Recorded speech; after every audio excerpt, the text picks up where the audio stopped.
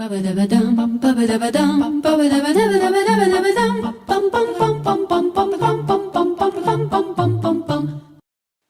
to Live a Little, Episode 3. Today we are going to meet George Nicolas, who was baptized in the Catholic Church, became Muslim, and came back again. He has a wonderful story. I just want to start talking to him right away. Welcome to Live a Little, George. How are you today? I'm doing very well. How are you? Thank you. And thanks for coming on the show. I'm really excited to hear your story. It's a wonderful redemption story. I feel like it's there and back again, like Bilbo Baggins' story. Thanks for coming on. Let's start with a prayer and just dive right in. Sounds good. Eternal Father, again, we come before you and thank your mercy and for your desire to reach us wherever we are in this journey.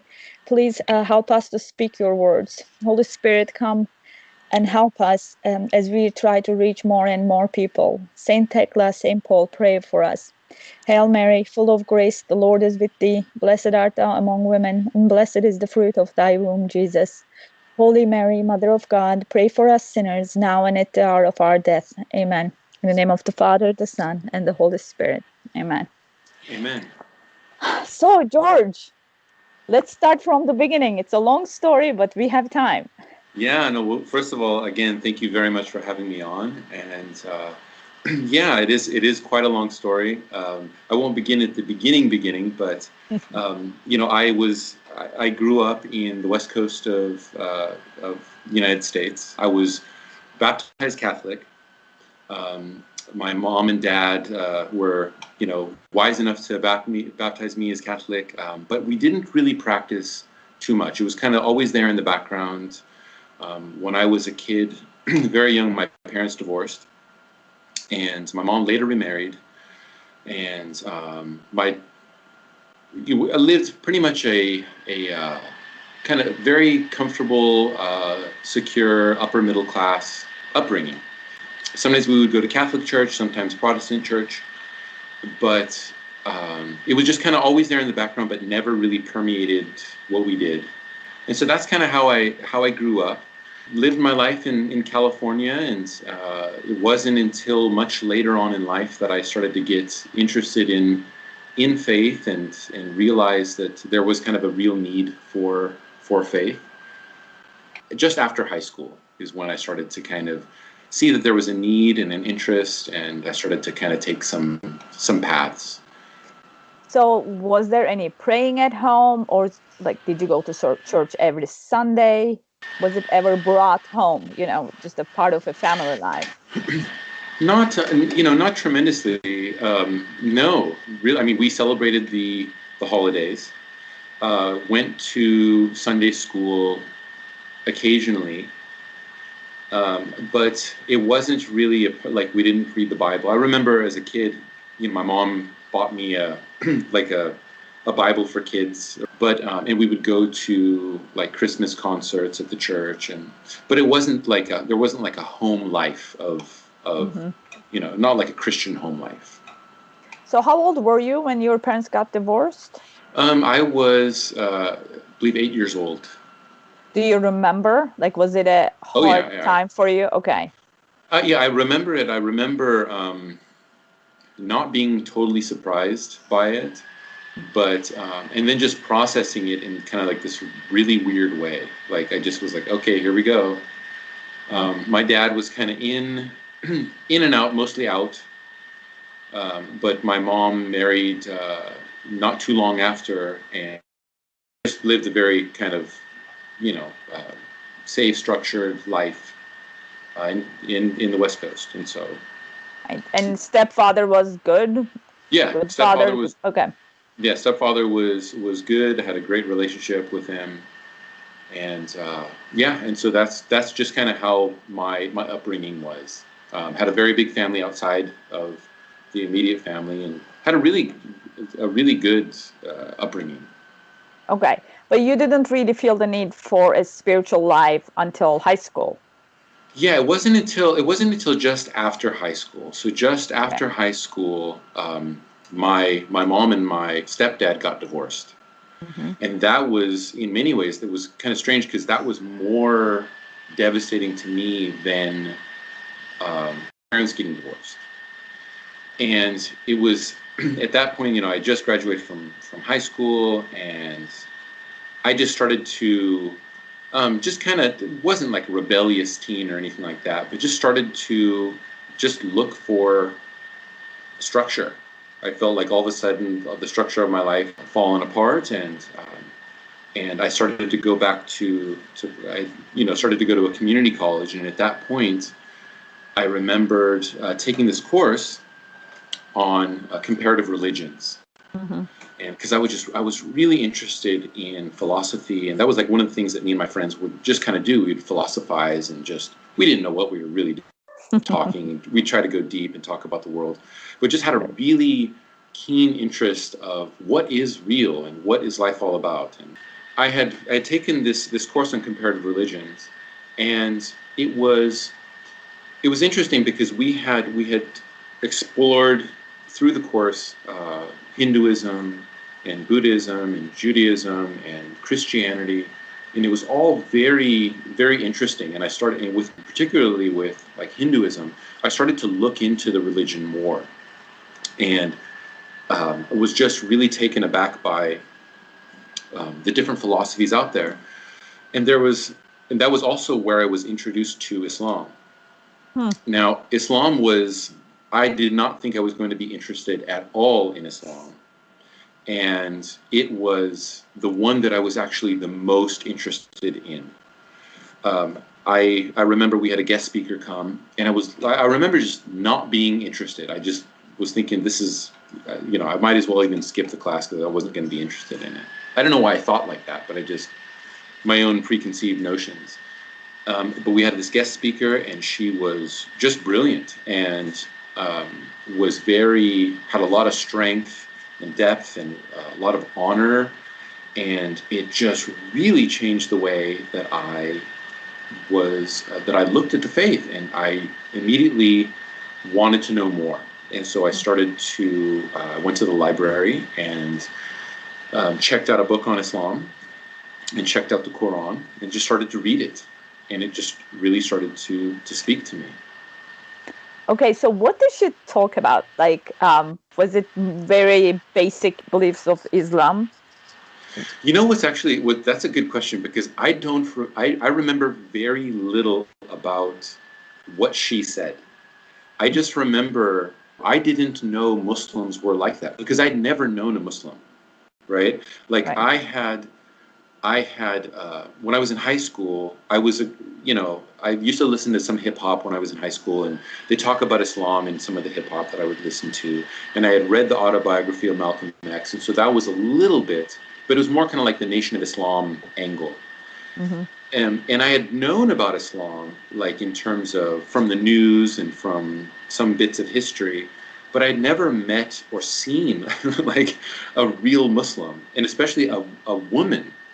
And so my understanding was like that they're very meek and that they're just downtrodden. And here was this woman that was just really beautiful and noble, and she would just had just this authority when she spoke. And I don't really remember that much of what she said. I just remember just like, wow, I want to know more about this.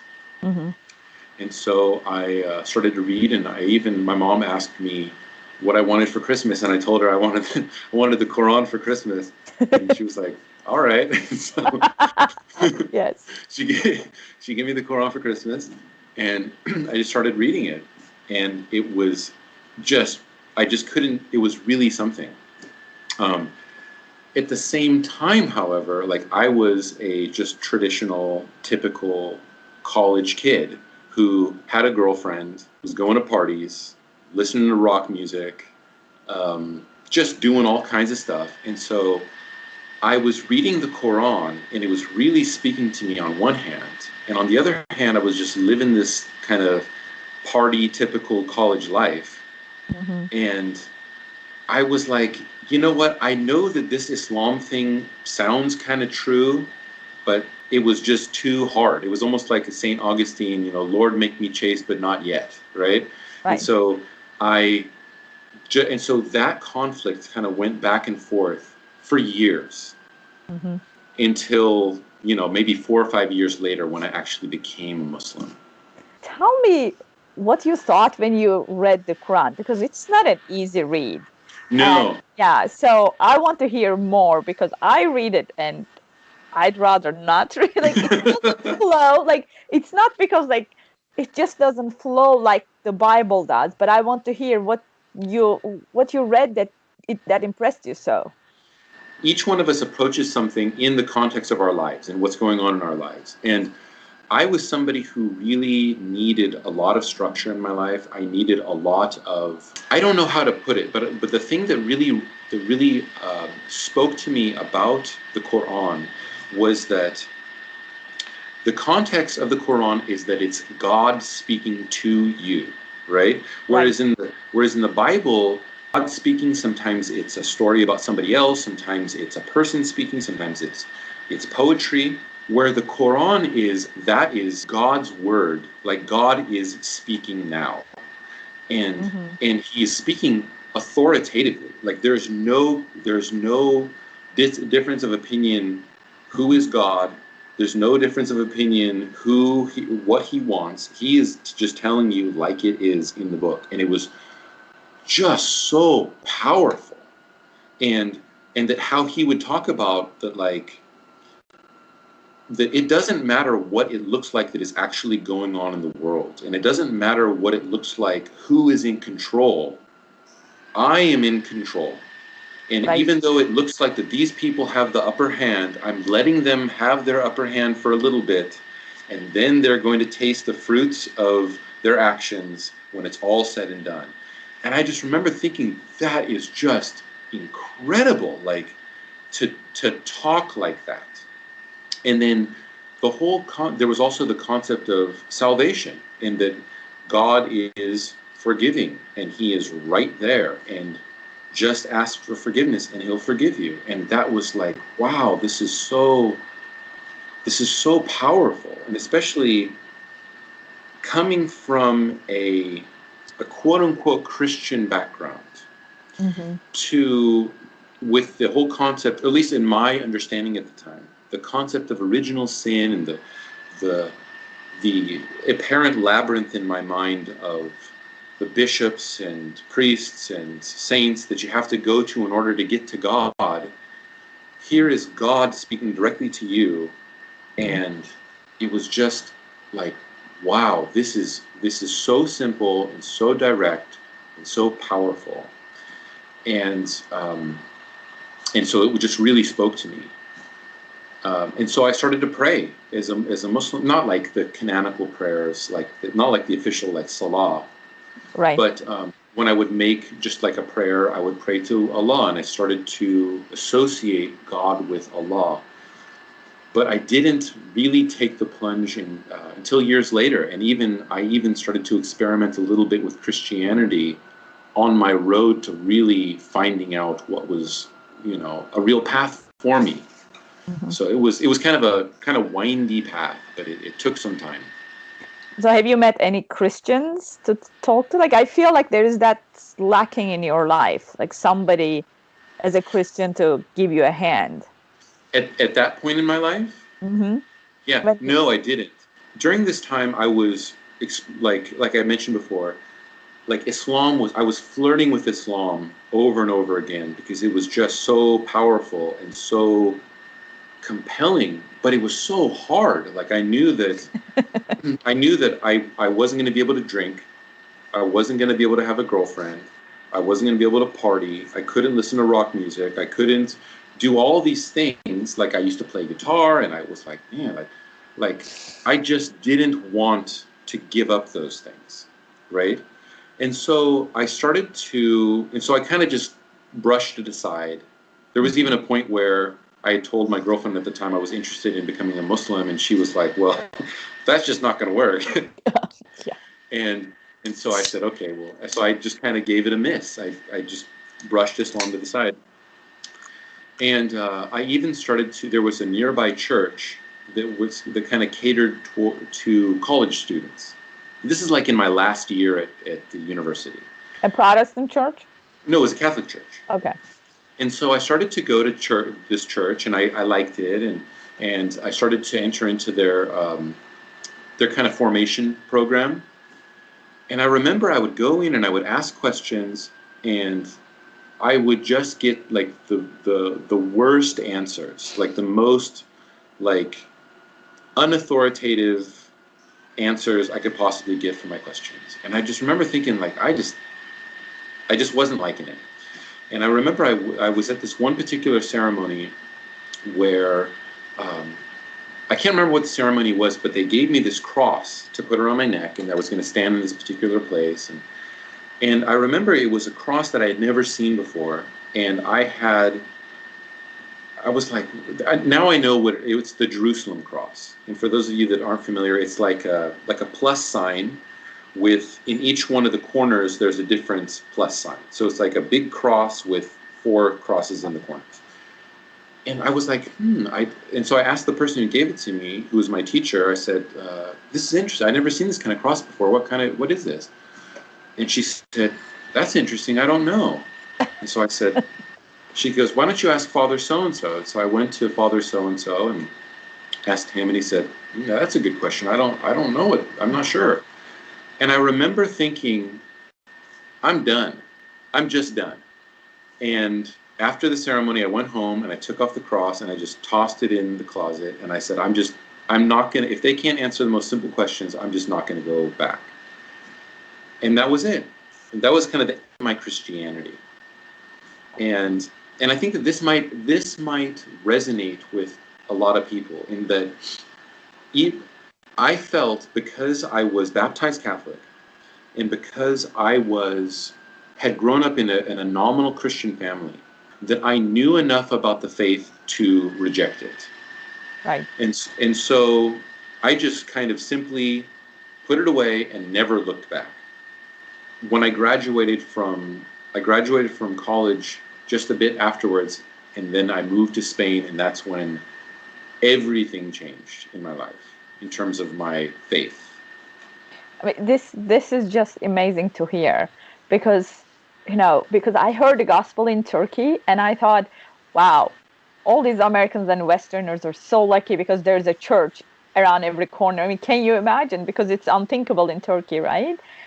And now here I'm hearing so many stories like yours. They kind of grow up in this like slightly Christian environment, and they never learn about Christ and the message. It's like watered down. And as you say, why would you go to Catholic Church if they're not going to tell you about your sins, your confession, and it's just feel good, you know?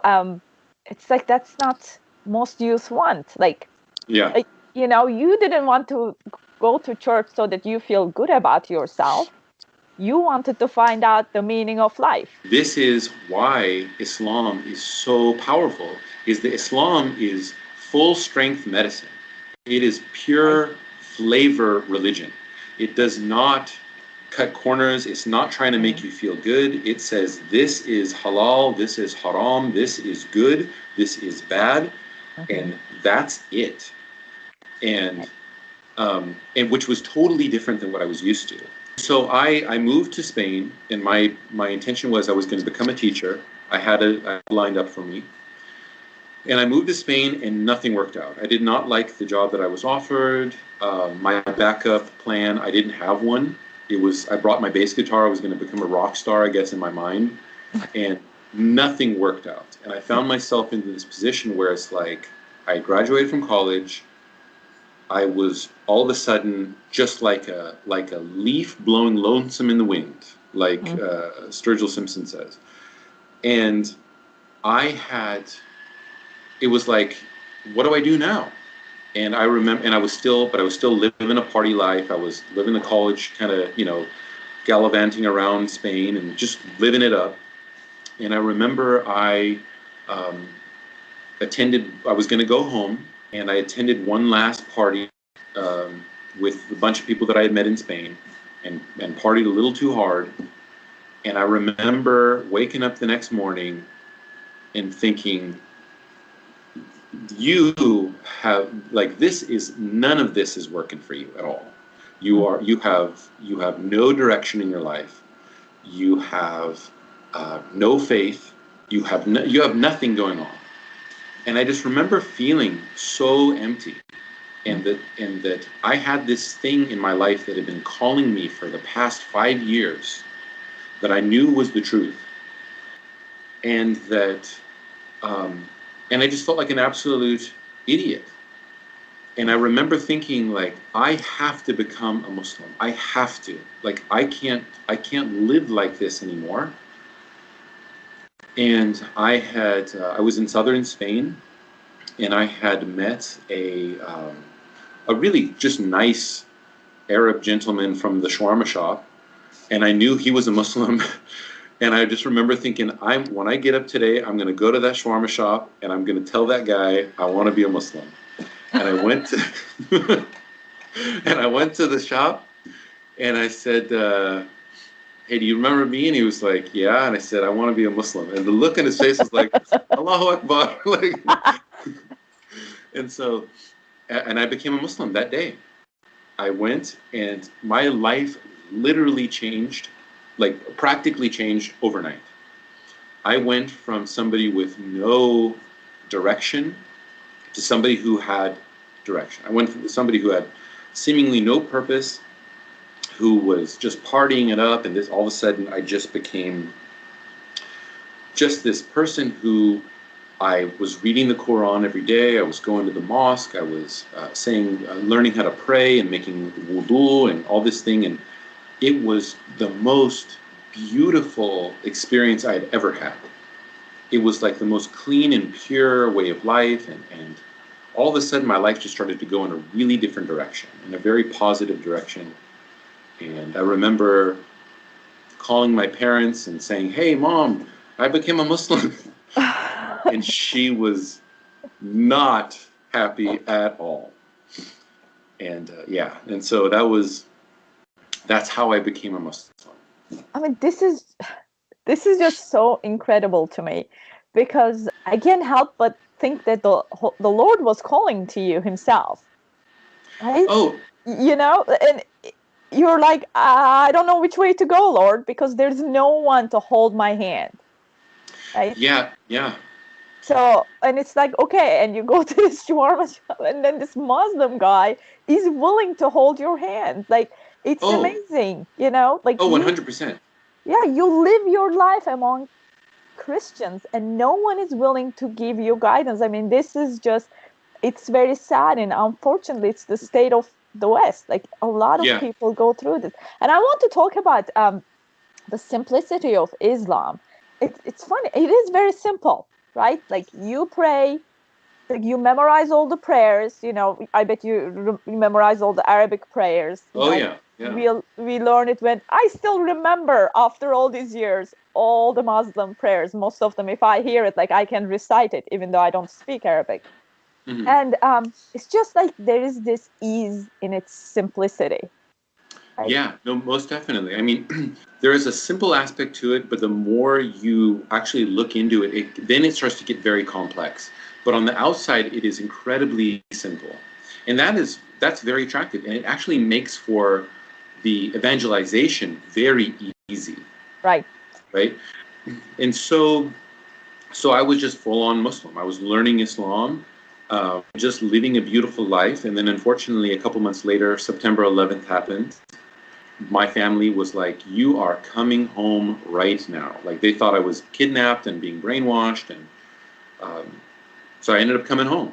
Just immediately had to explain Islam to all my friends and family, but then kind of made my roots in the Muslim community and just got, found my feet and found my roots and went off running and became really really active in the Muslim community, and taught at the local Islamic school, and had a radio show for a little bit, and met a lot of friends and learned about my faith more. And um, Islam was my entire life, from beginning to end. Like, it's what I Right. did in my free time. I learned about Islam. I went to there was a local, like a school about 2 hours away. I would travel every weekend to go to that school and learn. I went on the pilgrimage to Mecca, and um, later found a spiritual, like a Sufi sheikh, and became like in the Sufi tariqa, and it became my whole life. Got married and had a kid, and Okay, so tell me a little more about what kind of Islam you're interested in. Islam is, so I was, long story short, traditional Sunni Islam. So Okay. like we weren't Salafis or Wahhabis. We followed the traditional, the Hanafi school of law, which was in Islam, in Sunni Islam, there are 4 schools of jurisprudence, not like physical schools, but like theoretical schools. And we followed one of the traditional, in Turkey, that was the official school of the Ottoman Empire, was the Hanafi school. Right. We followed so it wasn't like this Salafi, Wahhabi kind of fundamentalist. It was more like an Amish Islam, like just learning. We were kind of like Hasidic Jews in that sense, just really devoted. We were fundamentalists, but really devoted to the Quran, really devoted to attaching our heart to God and to living according to the law. Nothing that was scary at all, but just very fundamentalist. Right. And how about the Sufism? How did you find out about it? In Islam, there are different branches they're called sciences. So there's the science of what to do, like what a Muslim does, and that's called fiqh. That's the jurisprudence, the law, how to pray, how to go on Hajj. There is the science of the belief. It's called aqidah. It's like what you believe as a Muslim. And then there's the science of how to be. So like how a Muslim is supposed to be in terms of their heart. And that's called tasawwuf. And the science, and or Sufism, as we call it. And so I would go to these traditional schools to learn the Quran, to learn how to pray and what to believe. And then there was this other aspect of how to purify your heart. And I just found it so fascinating. And even though they didn't teach that necessarily at the schools explicitly, there were some students who were students of teachers from different places around the world. And I found a Sufi sheikh through them. And this was a Sufi sheikh he was an American, but he lived overseas and had, different followers, hundreds and hundreds of followers all over the world, but was very, that wasn't kind of like one of these like goofy Sufis that were like twirling around but was mainly based in Islamic law. It was a very kind of traditional path, and started to study under him, and that's how I found my wife. We were both students and met through him and got married, and so that's how I kind of just really started to form my life as a Muslim. Okay, I want to talk about your marriage, but before we go in there, one of the things I try to explain people the difference between Islam and Christianity is that Islam doesn't necessarily require a conversion of the heart, unless you're like I grew up in Konya, which is the home of the twirling dervishes. That's right. Yeah. Mevlana, and growing up, those were the only, and they were always seen a little weird, right? They're kind of the weird Muslims. They were the only people who actually talked about purifying one's heart and that kind of inner conversion. Change the way you saw Islam once you started? Oh, completely, because you're totally right. Because in Islam, many people might be familiar with like Wahhabism and this sort of thing. And so a few hundred years ago, there was like this reformation in Islam that ended up splitting the spiritual aspect from the outward aspect. And so a lot of Islam for a lot of people became just an external aspect. This is the kind of food that you can eat. This is how you pray. This is how you do this and you do that. But there wasn't a lot of focus on the interior. And I remember I was learning all these things about how to pray. And when you pray, your back has to be like at a 90-degree angle and this and that. I was just thinking, man, I believed in Islam, but there wasn't anything that spoke to my heart. And then when I started to learn about like Imam al-Ghazali and Rumi and these different spiritual teachers who talked about the heart and how the heart is so important, because that's what God sees. Like we see the outward, God sees the inward. That it really changed how I viewed Islam. And I really believe that because I did go through some of that. I'm not trying to say I was like some big spiritual adept or anything like that, but because I did have that teaching and for years studied with a sheikh and learned some of this stuff, it affects how I approach my Christian faith. It's completely different.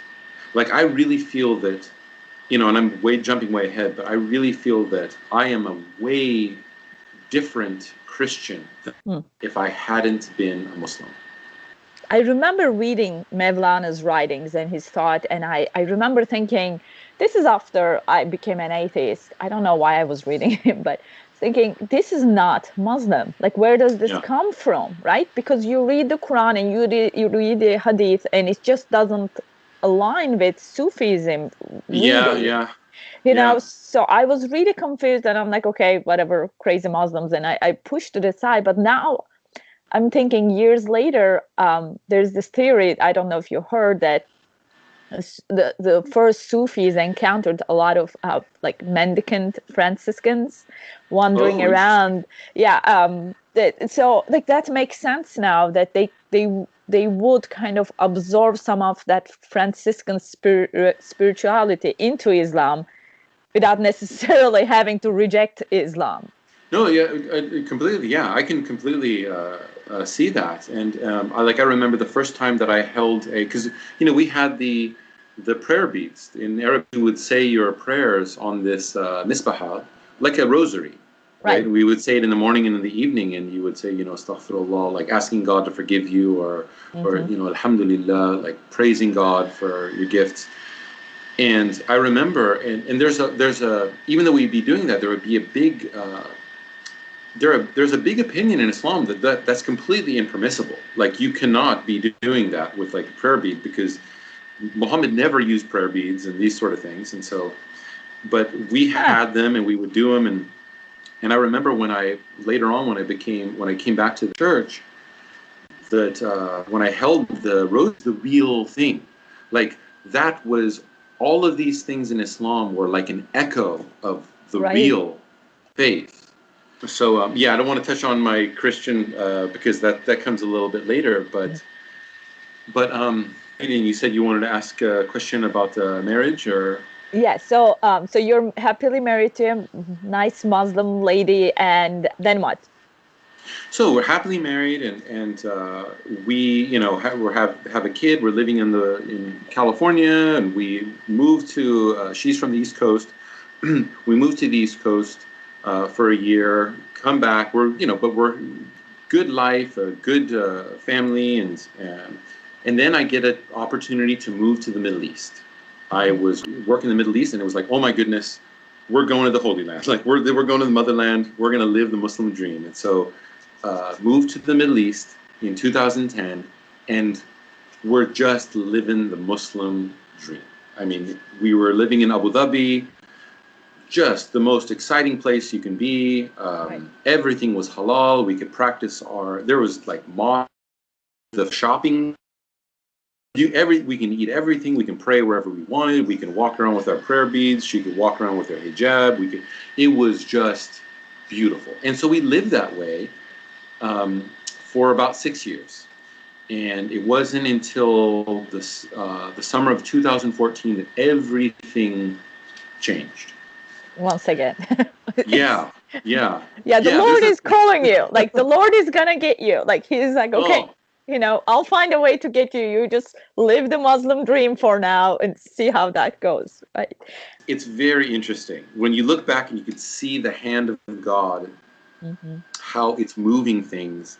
And at the time you're like, I do not understand what is going on in my life at all right now. And then later on you're like, oh my goodness, that's incredible. Right. And so the big news at the time was, in the summer of 2014, was ISIS. And ISIS was on the scene, and they were wreaking havoc throughout the Middle East. And I remember my family saying, my mom and my family back home saying, what is going on with your faith? Like, this is just ridiculous. Like, and I was used to this because September 11th happened like 2 months after I converted to Islam. So I had been on the defense my entire life. And so I remember just saying, no, this isn't Islam. This isn't the Islam that we practice. I do not recognize this. Online, I would go on Twitter and I would like defend Islam, like behind a keyboard. I remember there was this tweet that literally changed the trajectory of my life. They said, well, if ISIS is representing Islam, how is it that most of their victims are Muslims? And I thought, yeah, that's a pretty good point. And then the person who answered, if there was a tweet, if you can say that a tweet changed your life, this tweet literally changed my life. This person said, ISIS is following 7th century Mohammedan Islam and kicking the butts of 21st century wannabe Muslims. I sat there and I read it, and I read it again, and I thought, there is something here. Because like, if I knew anything about ISIS, I knew that they were Salafis. And the thing with Salafis is they're not Sufis. They're all about what's in the Quran, and they're not making stuff up. They're not saying, oh, my sheikh had a dream and the dream said this. Right. It's all from the Quran and Hadith. And so I was like, what is this? And my mind just switched. And I went from constantly, so at this point, I'd been a Muslim for 13 years. And I said, and I had been defending Islam the entire time. And so I said, and it's funny because I was talking with my mom about this very thing about, it's not Islam and this and that. My mom said, you know what, I'll be very honest. I just have Islam fatigue. I'm just tired. I'm just tired of hearing about it. And I did too. Like, I was tired. Like, I was a Muslim. I loved Islam, but I was tired of defending Islam all the time. And so when I read that tweet, I said, I am tired of defending Islam. And so I just put in a Google search of like all the things that ISIS was doing, like crucifixion, raiding village, taking slaves, beheadings, like, and Islam. I just put that in a Google search. And what came back was hit after hit after hit of those actions in specific references in Hadith and Quran. And I couldn't believe it. And so I clicked and I would read, and all of a sudden I would read a verse of the Quran that was saying that you could take sex slaves. I couldn't believe it. Did you miss these verses? Like, because you said you read the Hadith and the Quran before, like, because it's there. Like, it's 100% there. And that's the thing, is that, to answer your question, some of them I totally remember reading, but I was like, wow, like, how did I leapfrog over this? There were not like, these weren't from like a Christian website.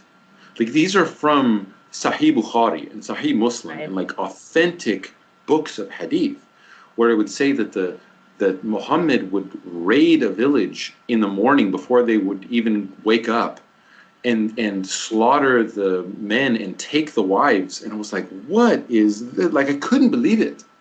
My faith started to look really unrecognizable. I started to think, like, I don't recognize this. But I was just so compelled to read more and more. And a large reason was because I was so invested in Islam, I wanted to see what is going on. But another part, because the only reason I was a Muslim was because I believed it. I was not born into the faith. The only reason I'm a Muslim is because I believe it. And if I knew that Islam wasn't true, I wouldn't be a Muslim. There's no point in me not eating pork and praying 5 times a day and fasting in Ramadan because I like it. I'm doing it because I believe it's true. Right. And if it wasn't true, I wouldn't be doing these things. And all of a sudden, Islam started to look not true. Like, I could not imagine that God would send a prophet who would, like, just have relations with his maid, and then, like, I just don't believe that stuff. I don't believe that God would, say, yeah, it's okay that you know, back out of this treaty that you made, you kill these people, or that you take these people's wives, or that you, like, I just don't believe that. I just Mhm. don't. And it started me to look more critically at the faith. At the same time, my wife started to see that I was reading, like, just reading this material.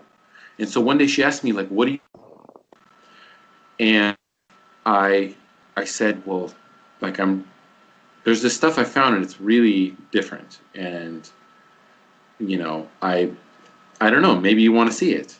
And it was this stuff on all of the contradictions in the Quran. Mhm. One of the things that is touted about the Quran is that it is this scientific miracle, and that there are so many scientific miracles in the Quran that only the creator of the universe would have known these things.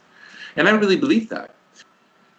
So, it was about the scientific miracles, and this guy was saying that this person writing was an atheist, saying that basically, if there was a God, that God would have a completely different vantage point, and he would know these things. And there's things that God couldn't get wrong. Like, God would know how a human being is made, right? Right. Whereas a 7th century person would have a very different vantage point than God.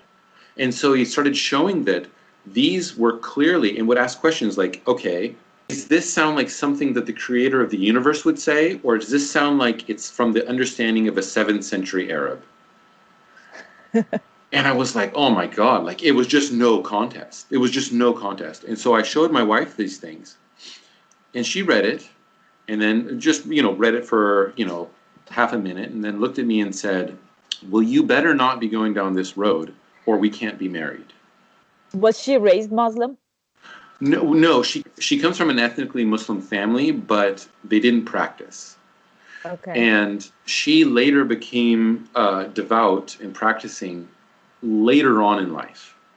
But she didn't even want to discuss what you were reading? No, and that was the thing that was so flooring to me, was that, like, this was my wife. Like, she was been through so much together. We had traveled all over the world. And now and I'm sharing this thing with her that, I was having doubts, and it wasn't like they were like, this is some pretty serious stuff. And it wasn't even like an acknowledgement, like, wow, that's really interesting. Hmm.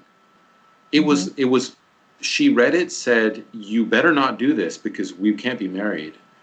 And then she said, once it started to kind of kick in, this is like within seconds, she said, I wish you would have had an affair instead of done this.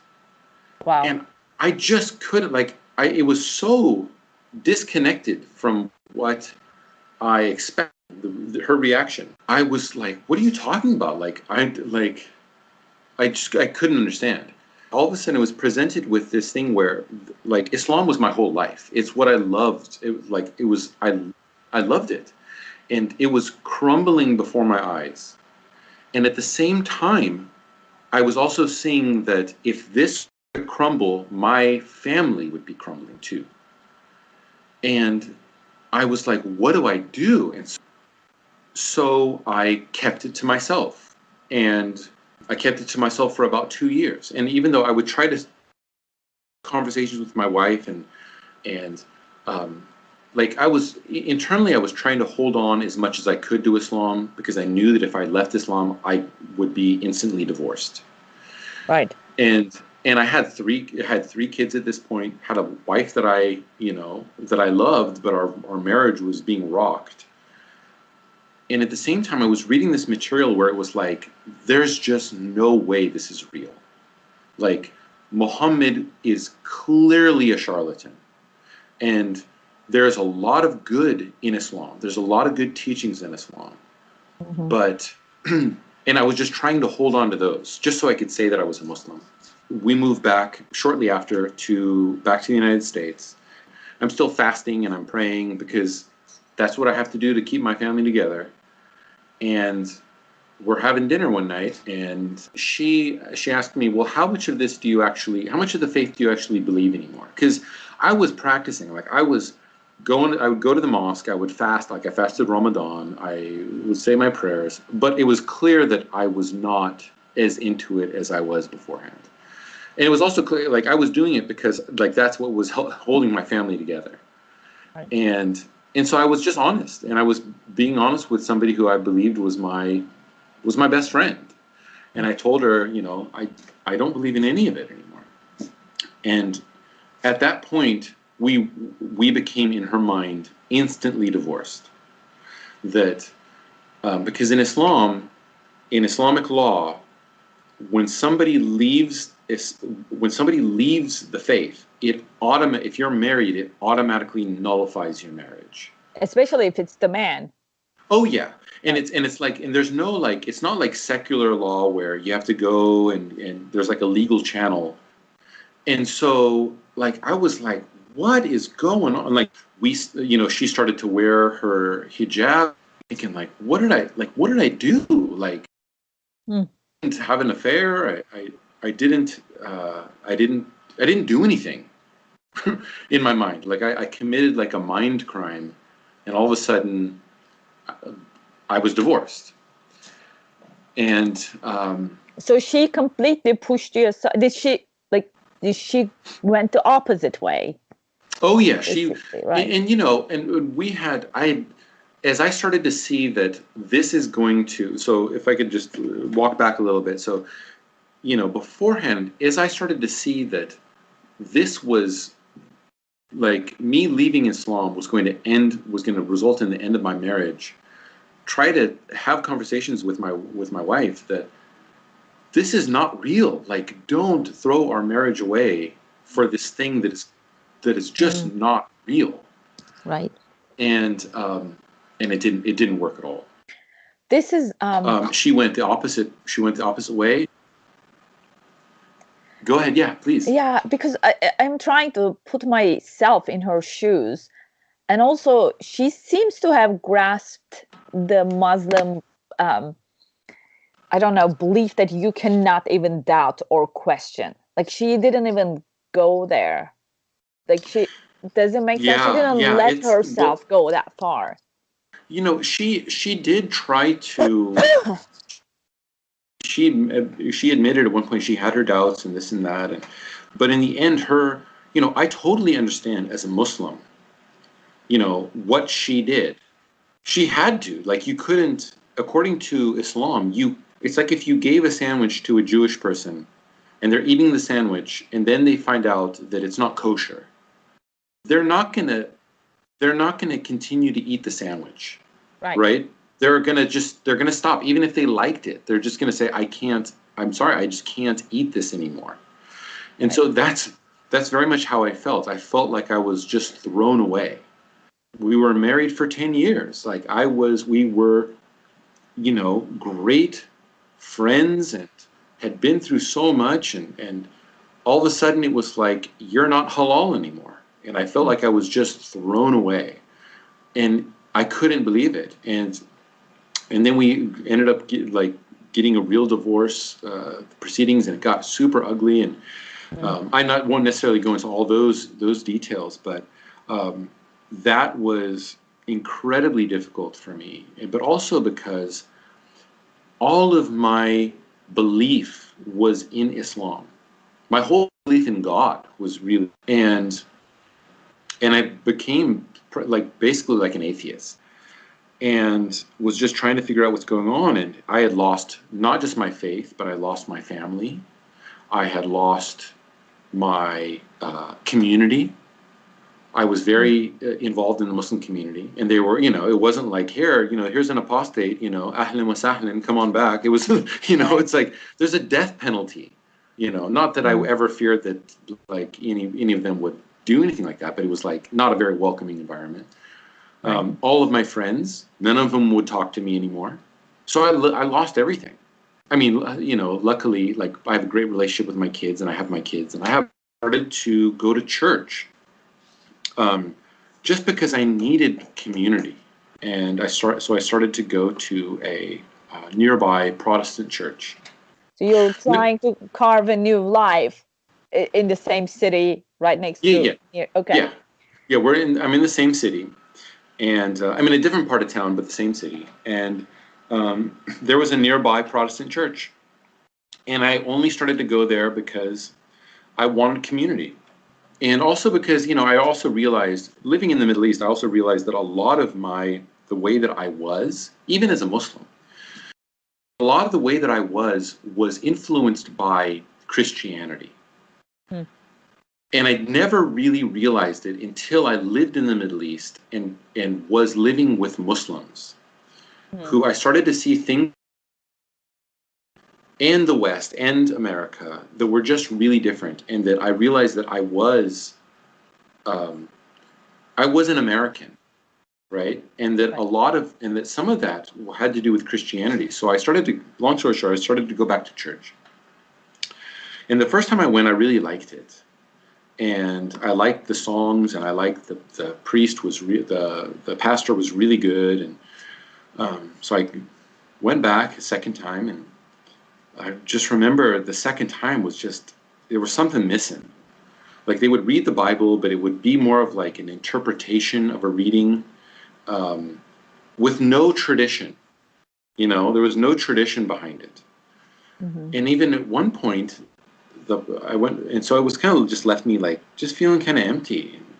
Went back a third time, and this one particular pastor, he home videos of his family in church, and I was thinking, like, what is like, like, what is this? Like, Islam is very much about tradition. It's a very much about, what did Muhammad do? Like, Mm-hmm. you can't make things up.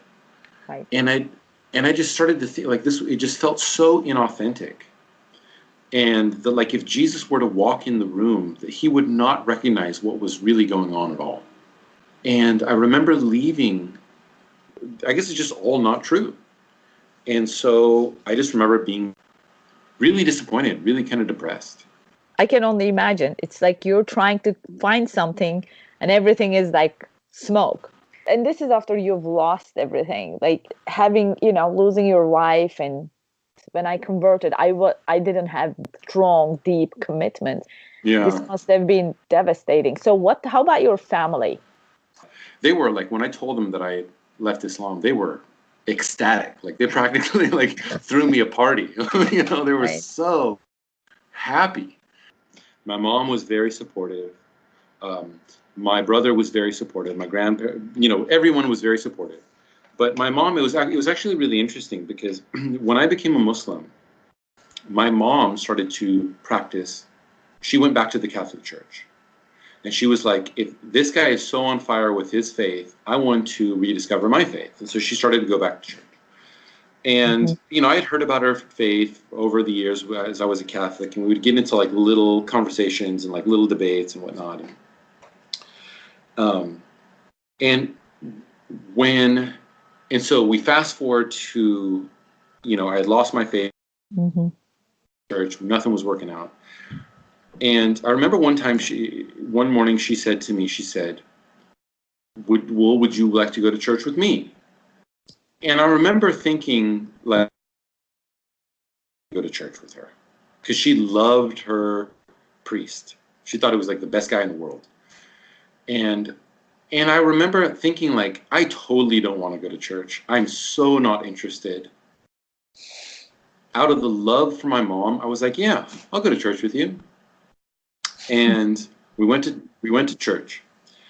And I remember, as soon as we walked in this Catholic church, and I dipped my fingers in the basin for the holy water, all of a sudden these things started to really speak to me in the music, and it was just so beautiful. And I remember thinking and singing the songs, and the different motions with the prayer, and I remember there was this feeling of tradition that um, that was just undeniable for me. And I probably shouldn't have done it, but I went up and I took communion, and I just loved it, and undeniably so. And I remember thinking, I want to come. So the weirdest thing was that when I look back at memory, like even though like I had mentioned all the different parts now about the basin and the when I look back to the memory as a memory, I just see Mary. That's the only thing that I see. And that I really believe that because I went to church out of love for my mom, that the Mother of God guided me back to the faith. I can't really articulate it, but there's something so like undeniable in that I really felt that I was guided and I felt at home. And I had no desire at all like to go to church. Like I was not interested at all. And I left like I didn't want it to end. I wanted to go again. And so I went back the next week, and I went back and I went back and I went back, and then it was like I want to be confirmed in the faith. And this stirred in me something that I didn't expect. And so that kind of started my faith formation, and I started to realize like I thought I knew about my faith, and I didn't know anything at all. Like I did not know anything about Jesus. I had never really read the Gospels. I had never really understood truly what like the implications of him coming to earth. Even as a Muslim, I knew that there was something just so different about him. Like, he wasn't like in Islam, Jesus is just a prophet, right? Right. But there was something so different. Like even in Islam, Jesus is so much better than Muhammad. Like there's just no comparison. Whereas like Muhammad is, in Islam, Muhammad is, the teaching is that he is the greatest person that has ever lived, and that everything that he did was the best way you can do it. And then you start to learn about what he did, and you're like, God, like you get arrested for doing some of this stuff, right? Whereas Jesus, he's not just a prophet, and he's not just a man. And what he is saying about himself, the implications of what he is saying about himself, are so much greater than just being a messenger, that you have to make a choice. What do you believe about this person? Right. And so it was just, I was just floored. And so I found myself coming back into the faith, and then in 2 years ago I was confirmed back into the I was confirmed into the church, into the Catholic Church. Oh, thanks be to God. I mean, it's amazing because you wanted to find God with your head, like reading and learning, but actually you found them in the Eucharist in a way, in the Catholic Church. Yeah. Daria, I mean, it's incredible because when I took the Eucharist, and looking back now, like, I shouldn't have taken it at all, right? But I mean, there was something absolutely undeniable that I was like, good, what is this? Give me more of this, whatever this is right here. Give me more. And I remember thinking, and I had this thing in me whereas like in Islam, I could tell people, okay, well, this is why it's X, Y, and Z. Right. Whereas when I had to start to admit to myself, I really believed Christianity. It was like I tasted this thing that I couldn't untaste. There's something here that is more. And the more I started to read, and the more I started to, like the first time I used to think confession was the stupidest thing in the world. Why would you go and confess? Why not just go and confess to God? And I remember the first time I confessed my sins, and that when he said, on the authority of the church, and I'm not going to say it the right way, but I mean, that, Right. I hereby absolve you of your sins. It lightning strike, and I just instantly started just bawling, and Right. it was like there was something so powerful, so real about it, that was, like I said before, I couldn't go and give a lecture on the 101 proofs for the confession, but it was like I couldn't deny it. But I'll tell you, the thing that really hit me was I felt like I was kind of still walking around this house and not entering in the house yet. Mm-hmm. I feel the time where I really entered into the house was when I was reciting the Our Father. That, okay, if I went to confession and had a lot of anger and hatred in my heart for what happened to me. That my wife had divorced me, and you know, and I was so mad. And he said, "Well, you have to forgive her. You have to, you know." And I remember, and I said, okay. And I remember I was reciting the Our Father. He asked me to recite the Our Father. And I remember I was reciting the Our Father, and I got to the point where it said, "And forgive us our trespasses as we forgive those who trespass against us." So I had read that part hundreds of times in my life, because my mom taught it to me when I was a little kid, that we all want God to forgive us. This is what we want. That anybody who has a mind that works knows that we want to be forgiven. Mm-hmm. And that, how do we want to be forgiven? We want to be forgiven a complete forgiveness. We don't want to meet God on the last day and him say, "Okay, I forgave you for some of your sins. Some of your other ones I didn't forgive." Right? I mean, Right. that would be a total disaster. Right. And so, and forgive us our trespasses as we forgive those who trespass against us. And I realized, in order for God to forgive me, I want him to give me a complete forgiveness, forgive completely. I realized then that that was me crossing the Rubicon into Christ. Mm. That I had to forgive. I could not hold a grudge. I could not have something in my heart and then expect God for me to have a complete forgiveness. As a Christian, we have to forgive. Your wife did not offend you as much as you offended God. It's not even close enough. It kind of makes us realize how much our sins are, that the Lord cannot look on our sins. Like when we realize how much we have to forgive others. Oh, 100%. Like it was such a paradigm shift that I realized that at the heart of Christianity is forgiveness.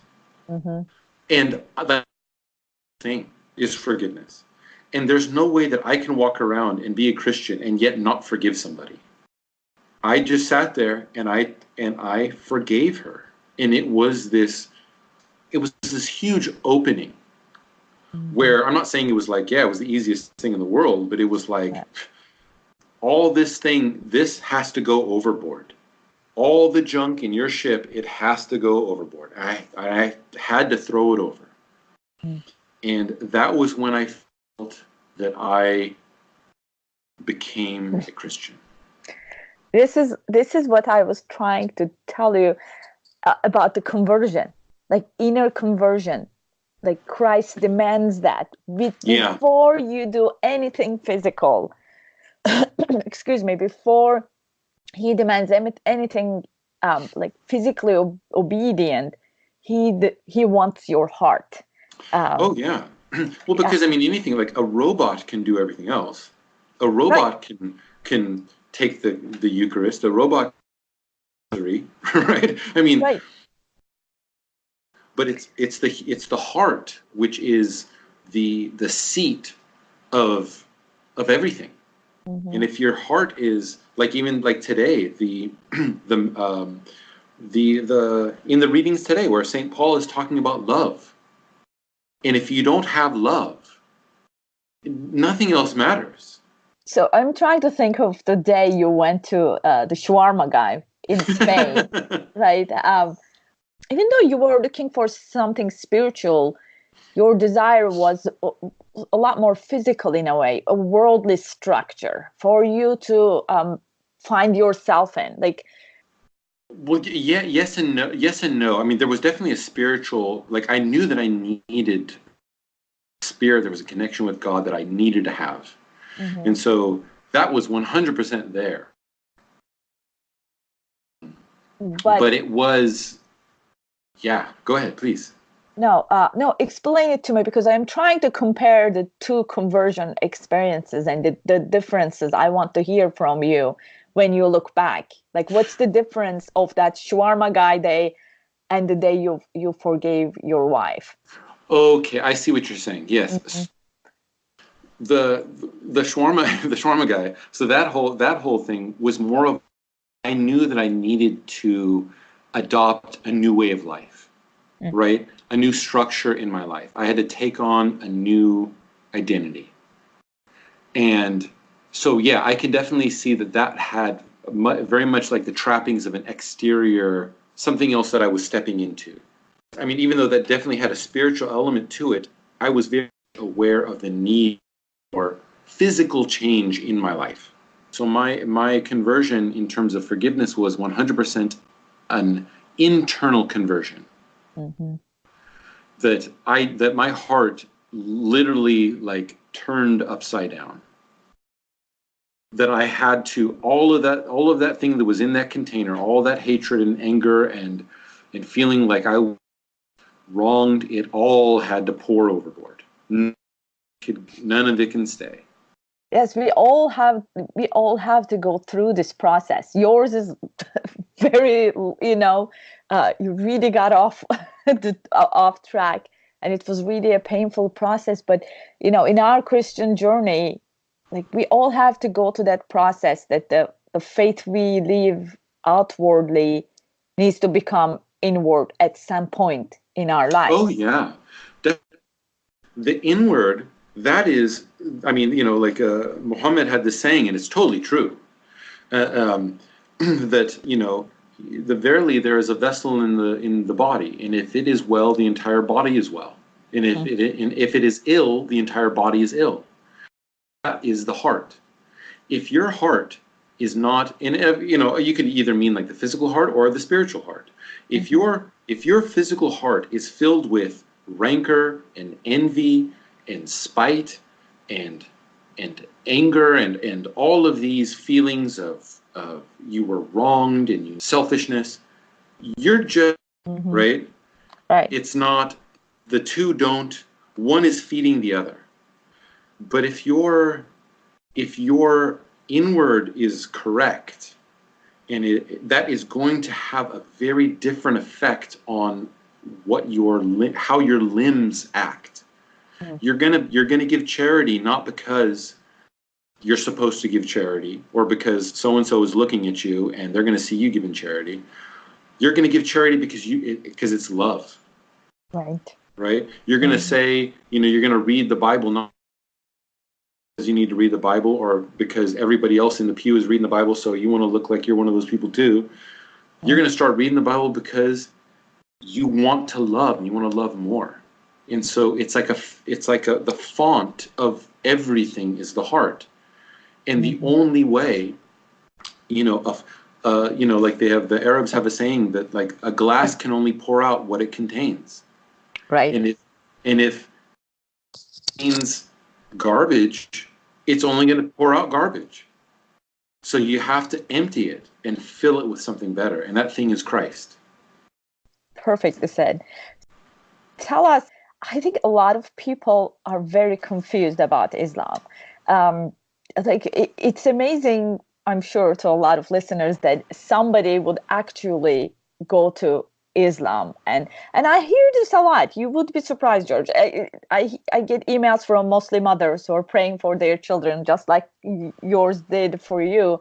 That my son, my daughter went to college, they met a Muslim, and now they've converted. What do I do? So Yes. what do they do? Okay, well at that point it's a little late, but I'll get to that.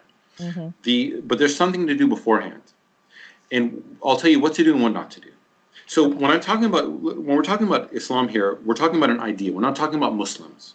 Okay, Mm-hmm. Muslims are people, and we're not talking about them. We're talking about an idea. And one of the worst things that we can do is not tell what does that idea mean. What are the implications of that idea? Let the idea speak for itself. Too often, what happens is that people give straw man arguments. The Quran was just a bunch of borrowed tales, and it's not real. And Christianity is the best thing ever, and X, Y, and Z. And so then what happens is then that person goes later on, and they might meet a Muslim, or they might take a class where they learn about Islam, and then they learn real teachings of Islam, and they're like, "Oh my gosh, I never learned this. They lied to me.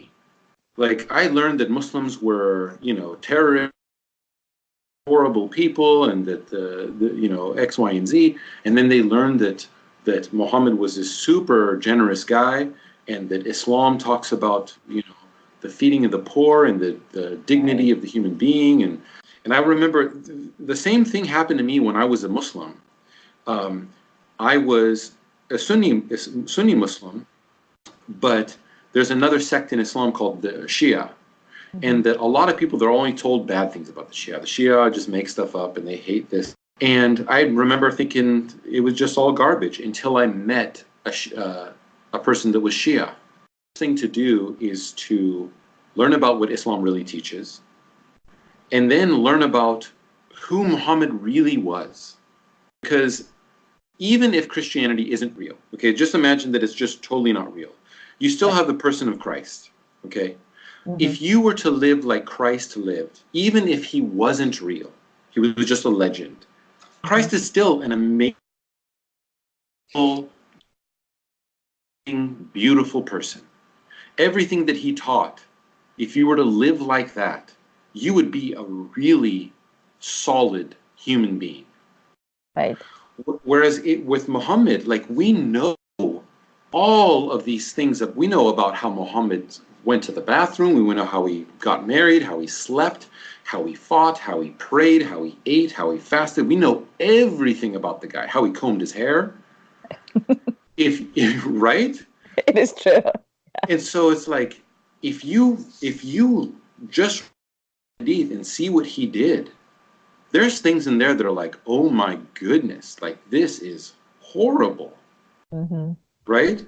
And so you have to there's a narrative that teaches that it's almost like a two-pronged narrative. On one hand, it says, "Oh, all the faiths are the same," Mm-hmm. and then this is only a Western narrative, right? Because Right. Muslims definitely all faiths are the same. Right. So this is only coming from like a Western secular mindset. So they say all the faiths are the same. And like Buddha was like the Jesus of Buddhism, right? Right. Muhammad was like the Jesus of Islam. Right. He totally is not. Like he's totally not. He's like the most unlike Jesus you could possibly imagine. Teach Islam as it is, and you have to teach Christianity. You can't take this, I just hope that they'll figure it out as they go along approach. By the time your child becomes Muslim, it's a little too late. Well, no, I don't think it's too late. I think it's just you have to use different tools then. So then you have to go into like the proofs against Islam, Mm. right? You have to talk about, okay, well this is why Muhammad wasn't the most, because the thing about Islam is that, and this is one of the things that's very attractive, is that it draws a line. There's no middle ground. It identifies how you're supposed to be and how you cannot be. It's not wishy-washy. It's also it appeals to your mind. It's just God. There's God and there's you, but then there's also, how can I say this? It's very doesn't accept you like you are, right? Mm-hmm. It's not.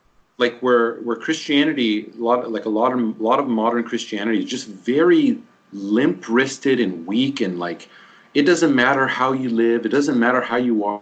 Conclusion, it's like, okay, well, if God just loves me how I am, I don't even need to come to church. I could just be like how I am, right? Right. Where Islam says, no, you have to change.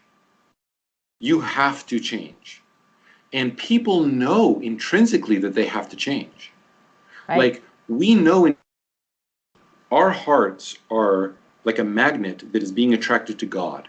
And we know that God exists, and we want to connect and love God and be loved by God. And the whole, God just loves you, just keep doing whatever you're doing, just keep being fabulous however you are. That people know that that's not real, right? They know in their heart that that is not, they can feel it. And Islam is like, no, you have to stop doing X, Y, and Z. You have to start Right. praying. You have to start eating these kind of foods. You have to start doing this. And it's like this. I remember there was a teacher that said, everybody's worshiping. I had a Muslim teacher who used to say, everybody's worshiping something. Because that's what we are. We worship. You're either worshiping God or you're worshiping something else. And that we all are following something, right? We're either following our nafs, our desires, or we're following something else. And God has given us a guide to follow, and his name is Muhammad.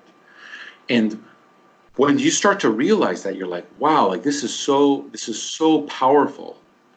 Because I was a teacher for many years, and there was something that was taught very how could I say that it was very counterintuitive, but that when I started to do it in class, I instantly knew that this was true, and that was that people desire structure. A lot of modern Christianity has this just unstructured, be however you want to be, and it's just not working, and it's not filling the pews, It's right? true. Yeah. I mean, you Whereas look at, yeah, you look at, yeah, exactly. You look at any church you walk in, I'm sure there are exceptions, but it's mostly older people. Where is the youth? You and know? yeah, and Islam is saying there is a structure, and you have to be like this, and you can't not be like this. It's the more conservative churches that are bringing in people. Right. The ones that like might have like a more traditional mass, Mm-hmm. or that have like the Orthodox mass or whatever. Those are the ones that people are going to because they know that like this is the real medicine. I don't want that watered down stuff. I want real medicine.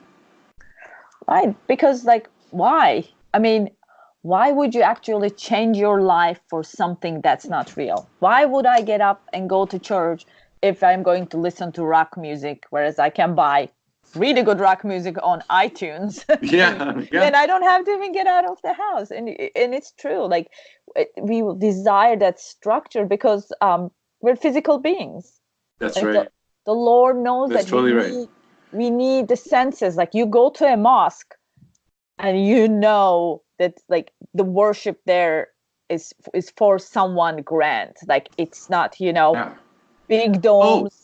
Yeah, it's a completely different atmosphere. Like, and you can only find it in, as you say, in Catholic churches. It's like when it's dark and beautiful and mhm, you feel the presence of Christ. definitely. And there's also this feeling that like when you go into a mosque, they're not making that up. That's something that has been done for centuries. That if Right. that if Muhammad were to mosque, he would totally recognize what's going on. Hmm. And it has the same feeling in the Catholic Church that despite of all the stuff that's going on, there is a connectedness to something that is greater and older than you. Right. And it's a continuity. Hmm. And that these churches with these, rock and roll mass and lasers and dazzling, you know, uh, videos, it's like